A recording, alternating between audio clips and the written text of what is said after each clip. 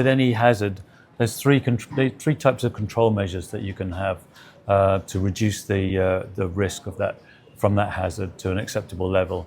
So, which is personal protective equipment or PPE, administrative controls, and engineering controls.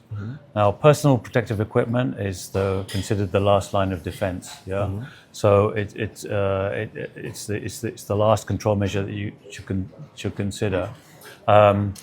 But very often it's the first thing that people jump to.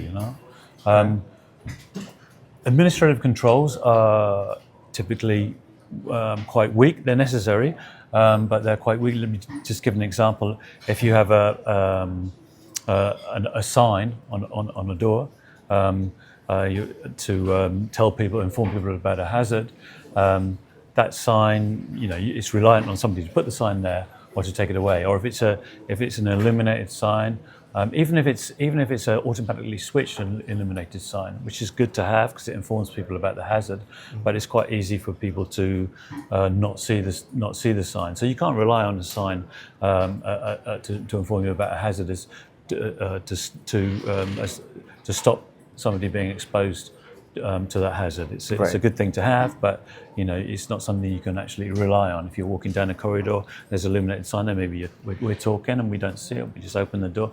So that's why engineering controls are the strongest form of control. Yep. So engineering controls are enclosures, guards, laser curtains, and interlocks.